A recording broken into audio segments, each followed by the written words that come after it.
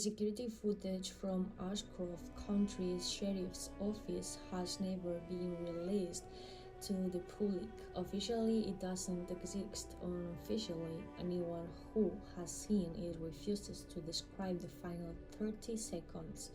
Only one transcript survived. This is it. People think the black-eyed children want permission to enter your home. That's the first lie. They don't need permission, they need agreement. There is a difference. I didn't know that until the night they came to my door. I was covering the overnight shift at the weather station, nearly 40 miles for the nearest town. The station sat alone on a hill surrounded by dense pine forest.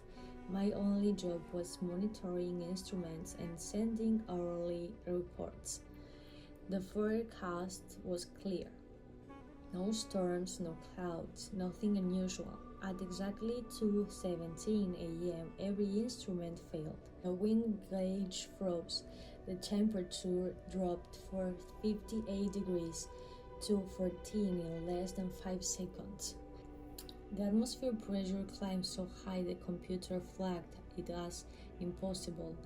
Then the radio emitted a single sentence: "Someone is coming." Static followed. I assumed another station was playing a joke. Then someone knocked. 3 slow knocks. Not loud, not hurried, perfectly spaced.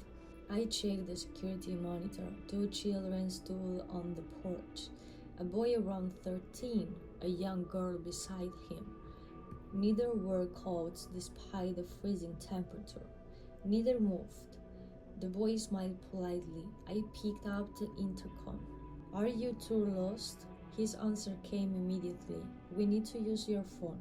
His voice was calm, too calm. "There isn't another house for 20 miles, I said. Our parents are waiting." This sentence didn't make sense. If their parents were waiting, why were they here? The girl looked directly into the security camera. Every screen in the station flickered. For one frame, one impossible frame, the camera showed not 2 children, but hundreds, standing silently in the forest behind them. When the image stabilized, only the boy and the girl remained. I opened the radio again. No signal. The emergency frequency was dead. Satellite phone. There. Even my cell phone displayed a day that made my stomach turn. October 19, 2084. I restarted it. The same date appeared.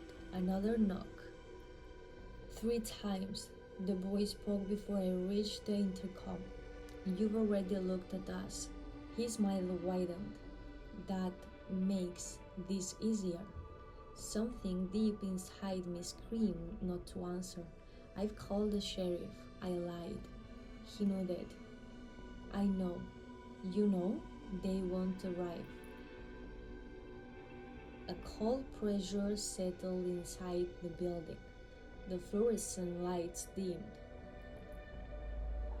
The walls creaked. Outside, the stars began disappearing, not because of clouds, because something darker than space itself slowly drifted across them. The children never looked up. It was as if they already knew what blocked the sky. I remembered every internet story I'd ever laughed at. Don't invite them inside. Don't look into their eyes. Don't trust them. Simply enough. Then the girl spoke. "I'm scared." Her voice cracked exactly the way a frightened child should. "I don't want to be outside anymore." Every instinct I possessed urged me to unlock the door. Human empathy is difficult to ignore. I reached for the deadbolt. The station's old janitor, Frank, had once told me something strange. If children ever knock after midnight, he'd said, talk to them through glass. At the time I thought he was superstitious. Now his warning echoed in my head. I stepped closer to the window. The boy slowly raised his face. His eyes were completely black. No iris, no white, no reflection, not empty, filled. They looked less like eye than holes cut into reality itself. For one impossible second, I saw stars moving inside them. Not our stars, older ones, dead ones. I staggered backward, the boy sighed. You weren't supposed to look yet. Every clock in the station stopped. 2:17, exactly the same time. Forever. The emergency generator started by itself. Every monitor activated simultaneously. Instead of camera feeds, each screen displayed a different front door. Thousands of them, homes, apartments, cabins, hospital rooms, ships, research stations. Every door had two children standing outside, knocking and waiting. Some doors opened. The screens showing those houses immediately went black. Others remained closed. The knocking continued. One screen displayed my childhood home. I watched my mother answer the door 20 years ago. She smiled at the children, invited them inside. The screen called to black. I couldn't breathe. My mother died of a brain aneurysm 3 months later. Doctors call it natural. The next screen showed my grandfather, then my neighbor, then my fourth grade teacher, every person who had ever died unexpectedly. Every one of them had answered a midnight knock. The children weren't visiting random houses, they had always been here. Another knock echoed through the station. 3 times the boy's smile vanished. We're running out of time. What are you? His answer came without hesitation. We're witnesses. To what? To opening. Outside, something enormous shifted beyond the stars. The night sky rippled like fabric. Constellations folded inward. The moon blinked, not disappeared, blinked, as though something had passed in front of it for a fraction of a second. Something imaginable large. The children finally looked upward. For the first time they appeared afraid, not terrified, reverent. The girl whispered a single word, "Father." The pressure became unbearable. Windows cracked, metal bent, the air itself hummed. Then every radio in the station broadcast the same impossible recording, a baby's heartbeat, slow, massive. Each beat lasted nearly a minute. With every pulse, the stars moved slightly out of position, not because the universe was expanding, because something outside it was breathing. The boy looked back at me. We aren't asking to come inside your station. He tilted his head. We're asking you to let it inside yourself. I don't understand. You will. His black eyes reflected my face, except the reflection smiled. I wasn't smiling. The reflection spoke immediately. Open. I stumbled away from the glass.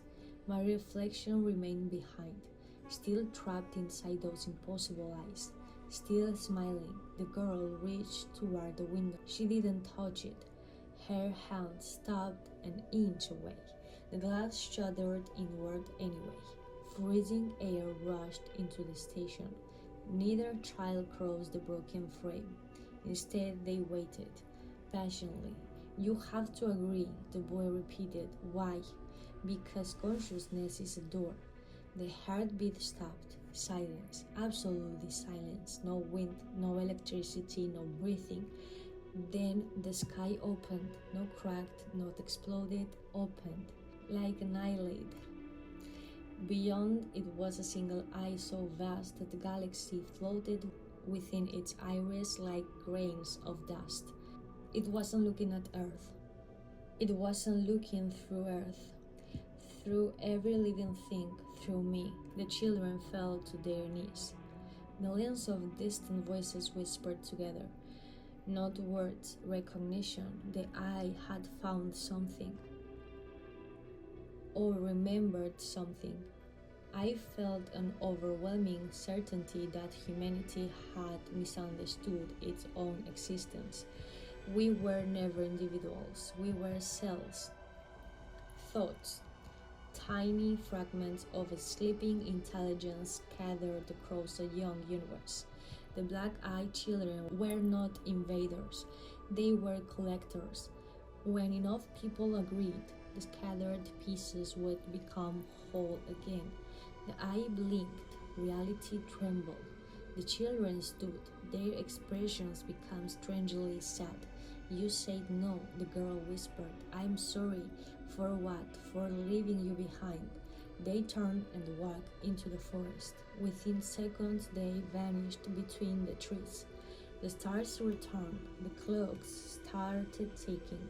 The temperature climbed back to normal. Every device rebooted. At sunrise, the sheriff finally arrived. He claimed he'd received no emergency calls. He searched the area. No footprints, no fingerprints, nothing. Only three small handprints pressed into the outside of the broken window. Each contained 6 fingers. That was 15 years ago. I've never seen them again, but every October 19th at exactly 2:17 a.m. someone knocks on my front door. 3 slow knocks, always 3. I never answer. I never looked through the pipe hole because last year something knocked back from the inside.